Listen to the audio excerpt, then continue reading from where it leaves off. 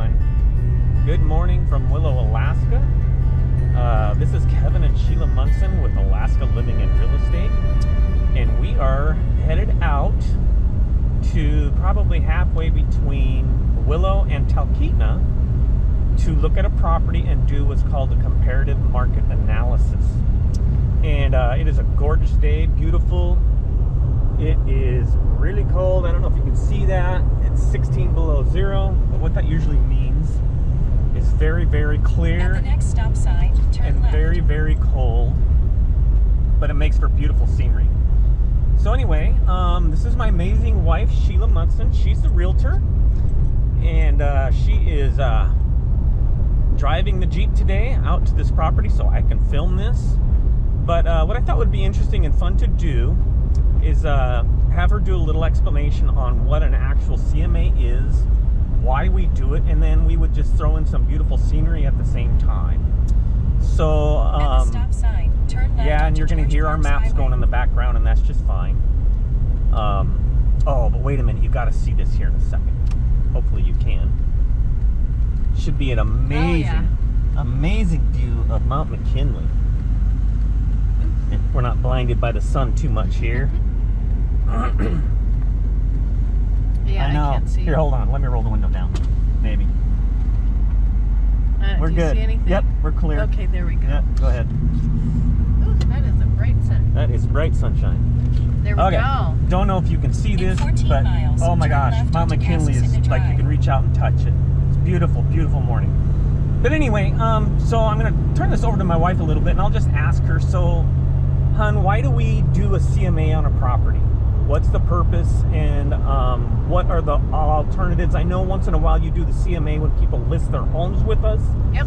And then other times you just do a CMA because people want to know what their property's worth. So explain that a little bit for us, if you would. So a CMA is a comparative market analysis, and what that does is it's an activity that compiles statistical, historical information on properties that are like your property and what they sold for in the very recent history. So it's very similar to what an appraiser does for a lender. Appraisers right now in the Willow area are charging around $3,000. Some of them are coming in a little bit more reasonable, but we're seeing over and over where they're about $3,000. That's usually something that a person does in the course of selling their house that a buyer typically pays for because it's an act of their loan program. So a CMA is like an appraisal light. You know, like you have Bud and you have Bud Light. Well, appraiser and an appraisal light is what a CMA does. It takes approximately 3 to 4 hours to get all that statistical information compiled, and that's after we actually go out and see the property. So today we're going to spend probably, an hour on the road just driving to the property, and then we're probably going to spend about a good half hour walking around the property and inside the house, taking a look at its features and benefits and whatnot, and then the rest of the work is going to be done on the computer. The importance of having that done, when you are a client of mine and you have listed your house for sale, I go through that activity, and that gives us a range of what we can expect to put it on the market and get a buyer for. And we base that on past history as well as current market tendencies and whatnot that's going on the current market. So that is something in the state of Alaska only a licensed realtor and or a licensed appraiser can do that have their dues paid for the system that compiles all of that information. In the state of Alaska, it is not public information on how much a house actually sold for. There are other websites out there, other programs out there that if I mentioned to them, you'd go, oh yeah, and their Zestimate, if you will, and things like that.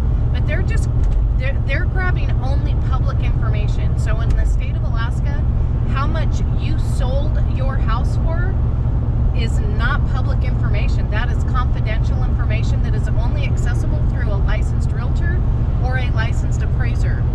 Okay, so basically what you're saying is this is a baseline for what people can actually sell their property for, instead of what I call a swag, SWAG, which is a scientific wild ass guess. Yeah, and that swag can also be called and is often referred to as, just give me your gut. What's your gut say? Yeah, there you go. What's your gut say about this? Yeah. And it's like I never go from my gut, because there's just too many things, different countertop surfaces. When was the last time the house was painted? You know, compared to other things that have sold. All those things add up and make a difference. How old is the heating system? How old is the septic system? How old is the roof? You may have two identical houses and those things be wildly different, and you'll have a very different market sellability on the market. Awesome. So what the CMA does is it gives us a range, and then I sit down with my clients, and if you were selling your house, I would sit down with you, and we would talk about the strategy of where to go in that range. And the same, speaking of a range, look at that mountain range. I know, and the same applies to vacant land. Now, actually, what we're doing this morning is we're going out to look at vacant land, right? No, well, it's two. It's two lots that are right next to each other. One lot is vacant; they have not developed it. They're adjacent, and then the one of the lots has the actual development. It has the improvements, the well, septic, and the house. All right, so vacant land, all vacant land is not created equal, meaning, okay, so you have vacant land that's plopped out in the middle of nowhere. Yes, it may have road access and electrical to it, but vacant land with a view of Mount McKinley or lakefront is obviously going to bring way more money. Oh, absolutely. Yep. And also the shape of the land. So, you know, you might have 5 acres that's highway frontage, but your 5 acres is only maybe 100 feet wide. Well, 100 feet, once you consider the setbacks, that's not very buildable land, even though you might have 5 acres. And the back half of it is swamp, so that's going to be quite a bit different to 5 acres that is much more square in its shape and boundary than what you would have if it's long and narrow. Great information. Oh my gosh, you just have to see this. So beautiful out. Maybe you can see this a little bit better. We're at 16 below zero. It is absolutely beautiful. All right, so we will continue this conversation when we get out to the property. And stay tuned, and we'll talk to you more then.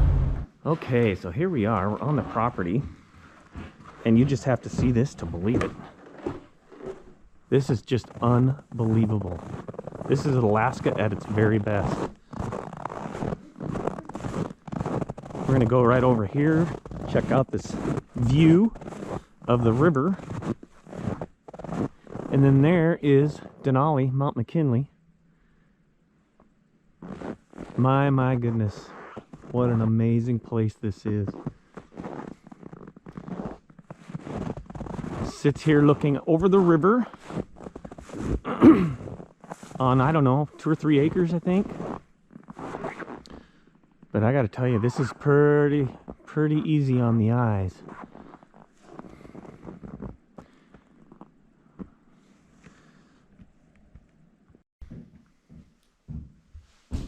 Yeah, this place is awesome. Oh, it is. So she imported all this wood from, I think it's Madera wood or Madera wood from Oregon.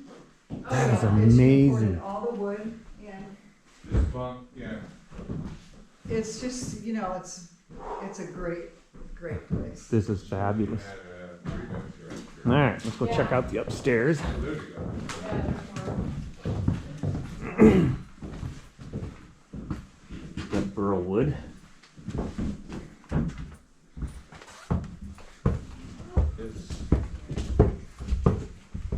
All right. This has to be turned on right here, so I'll let wait till you're done. Oh, okay. I'm done up here. Uh-oh. She never let a house go cold before, did she? Here's another, check it out.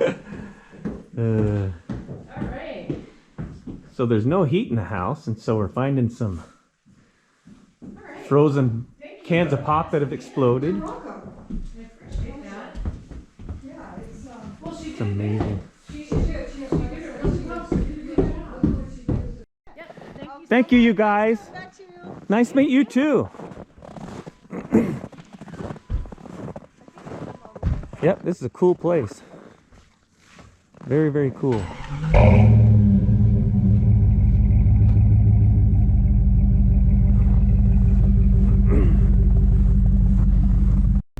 so now we're leaving the property.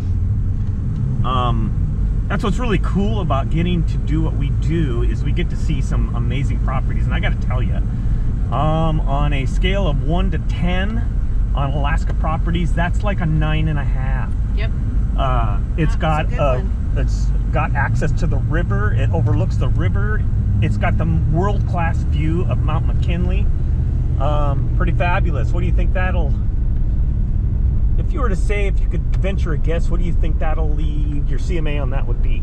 Oh, so you're asking me for a is that how you go out? I don't remember. I think it was, actually. I don't remember. We might be lost. So, okay. Anyway, so what you're asking me for is you're asking me for what is my gut telling me? And that is something that I never do. It never serves me well. And most importantly, it doesn't serve you, the client, well. Good answer. So that is something that I just don't venture into.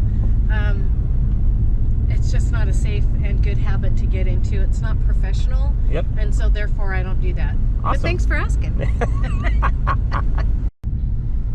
All right, so we just left the property and we're headed back to our office. And so why don't you tell us a little bit about what your process is now? Well, best practice is going back to the office, and while I was inside and walking about the property, I took some really quick pictures with my cell phone. These are not market quality pictures or anything like that. They're pictures so that when I'm doing the comparative market analysis at my computer back in my office here in just a little bit, where I can look back and go, oh, okay, yeah, it did have these kind of countertops, and oh yeah, it did have this special thing in it, and that type of thing, where I can go back and jog my memory. When I do a comparative market analysis, it is not unusual to look through 10 to 15 different properties to narrow it down to 3. And so I look at a lot of pictures, and so it is really important to get those snapshots with my phone that I can look back and make sure I'm remembering correctly. Lots of pictures that I see when I do a CMA, so that part is really important. Yeah, so you can differentiate between the properties that you look at all the time. Yes, exactly. And once I've actually been in a property, that is the best way to do a CMA. I have done CMAs for properties that I have not been in based solely upon the client's pictures that they provide for me.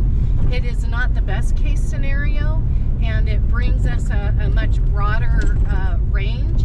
And the other thing to keep in mind too is when I do a CMA, it brings us a range. Now that range is only going to be good for as long as the market doesn't change. And one thing we know about real estate is houses are selling every single day. So like an appraisal report that an appraiser does for a lender, that appraisal report is only good for 60 days because the market changes so much in that 60 days. And that's the same thing for these CMAs that I do. We can do a CMA now. This particular client is not quite ready to put it on the market yet, but wants to have a good idea of the range that she's looking at.